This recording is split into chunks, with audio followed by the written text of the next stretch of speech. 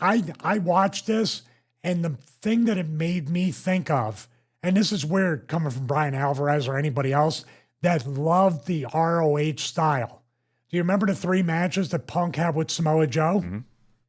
This reminded me of those types of matches.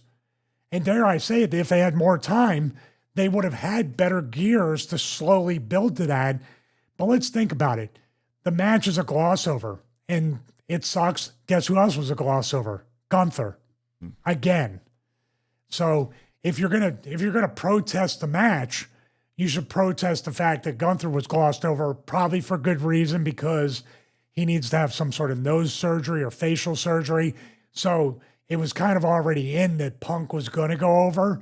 The thing we didn't know about was the surprise return off a knee injury that was supposed to take him out for a year, Seth Rollins. So we're going to discuss that part of it deeper after I talk about the match some.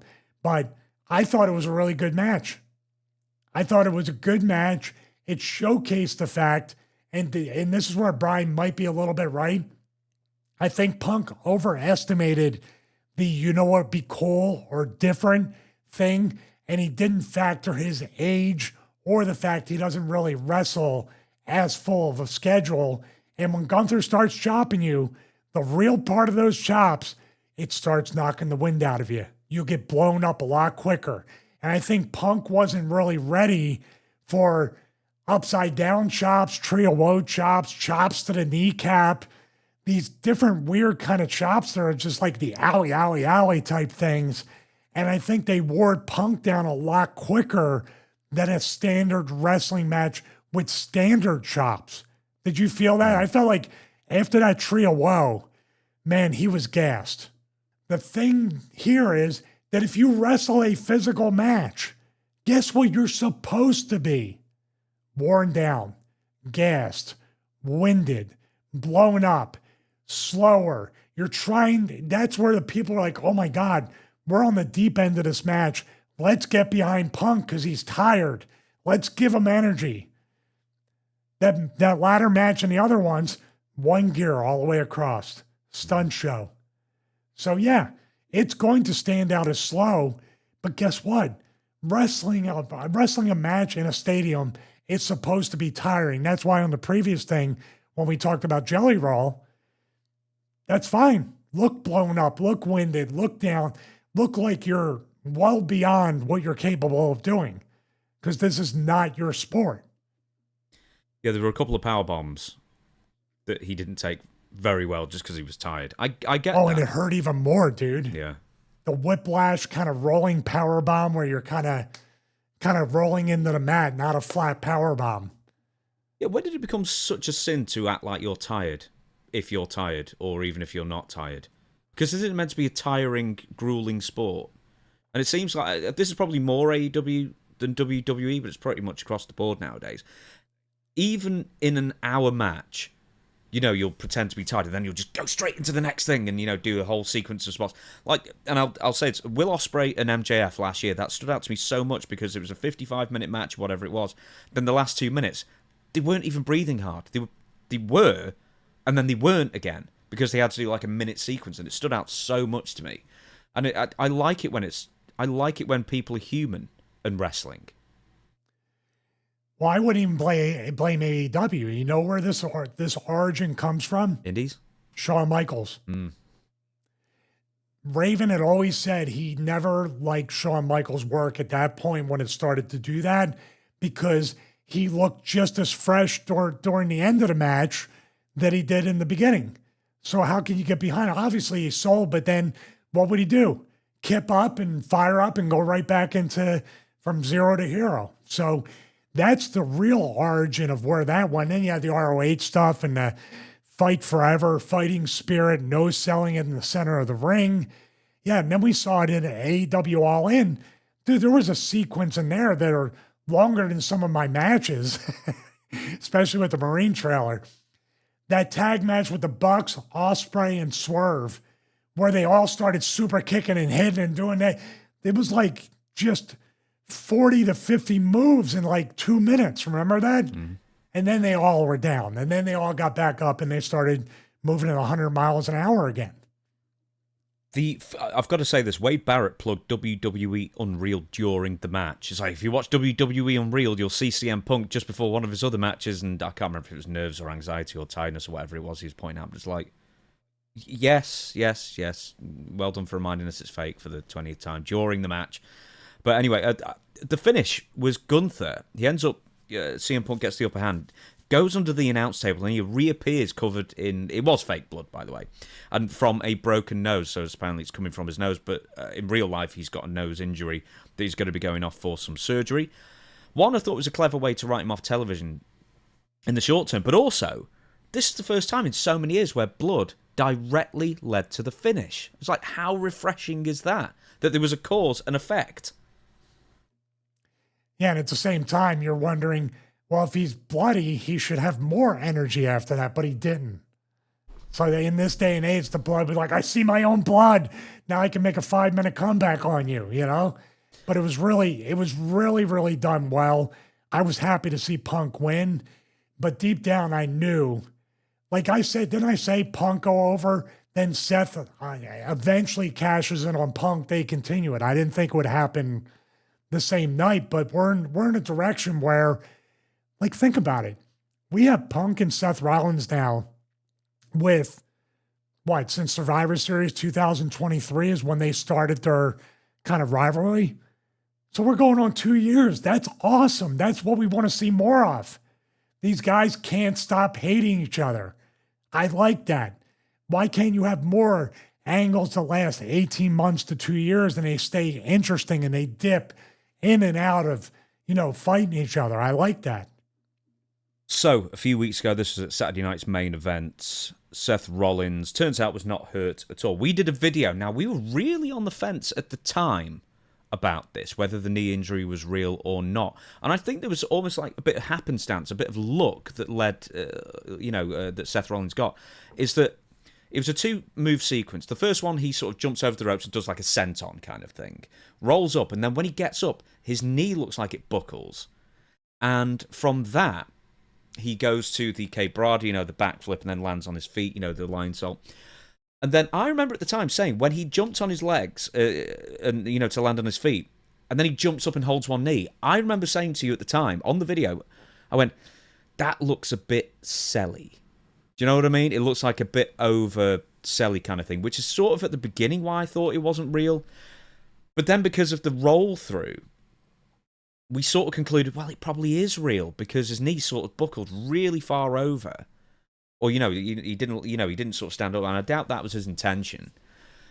And it made it look more real, but then there were reports coming out at the time, I think from John Pollock, in fact, who said, don't read too much into this. I heard from Thursday this was always the plan.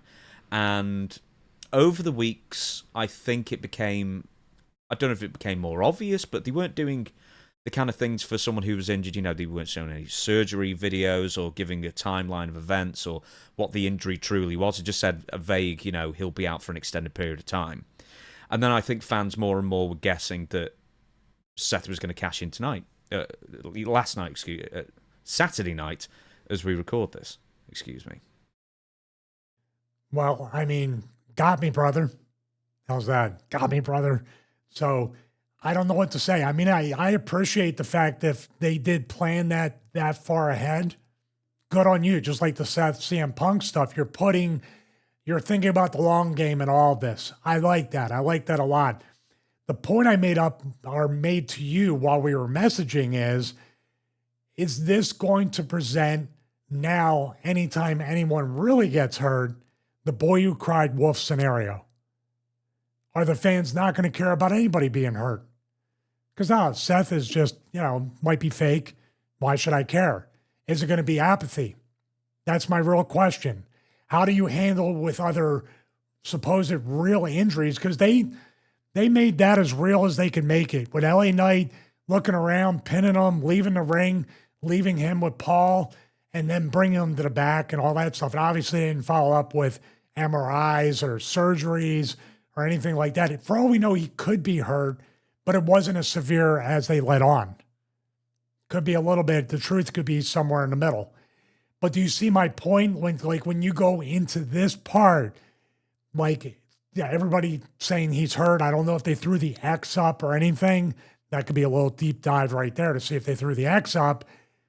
But now do we just like Unreal?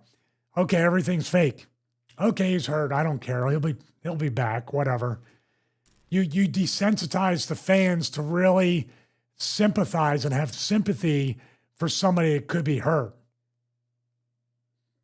Do you remember back in WCW 2000, all these reports were coming out saying, basically people were trying to constantly work each other in the back, not for the fans' sake, but for the other performers' sake.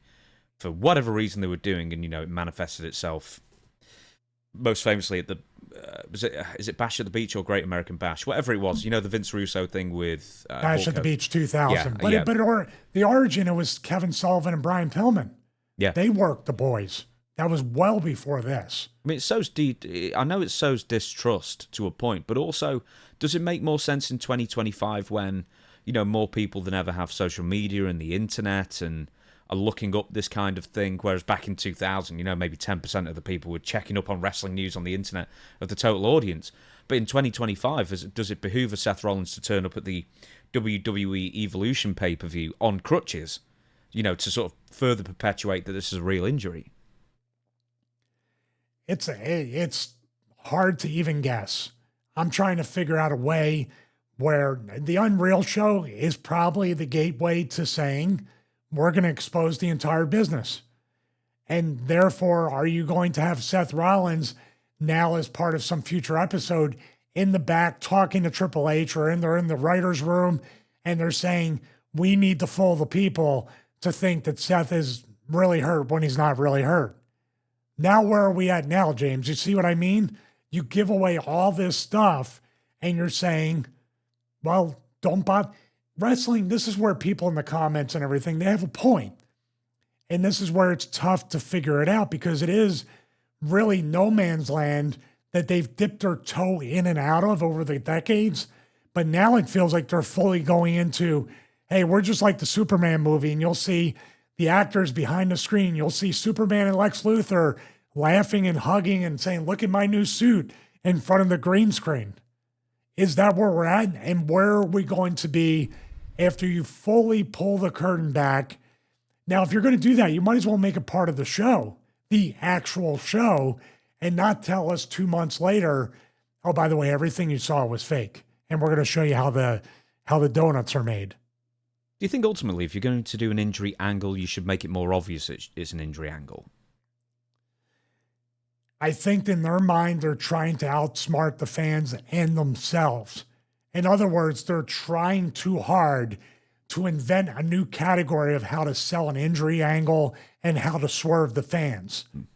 The effort, I commend the effort, but the thing is, once Pandora's box is opened, you can't go back and then say, yeah, but we expect you to suspend disbelief as we put up 5 episodes of completely destroying the suspension of disbelief. Yeah. You can't have it both ways. Yeah, I mean, they went so far to protect kayfabe with that, while Unreal is broadcasting right now on Netflix over the past week or something. It's a very, very odd dichotomy. Yeah, and then in the scrum, if anyone ever asked him, he says, enjoy the show. Mm-hmm. Well, that's it. I can't go on long enough about this, because you're coming here asking us, well, what's the answer? I don't know, but they've already opened up that Pandora's box with Unreal, and especially with this. And I have no doubt they're going to expose Triple H and Seth. Oh, we're really going to get the fans with this one. I don't know, because real injuries, that's like saying, okay, is the Liv Morgan injury fake? Let's wait for her to come back. Is the Braun Breaker injury, is that fake? Now, every bump that they take, why should I care? It's fake anyway.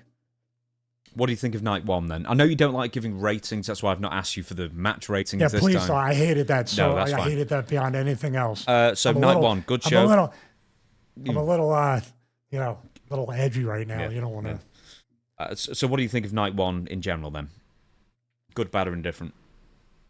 Very good. Like I said, they now have a format. When I said in the beginning, how are you going to fill up 2 nights and make people care for an entire weekend? they managed to really book the matches and put the matches where they need to be to keep that roller coaster ride going.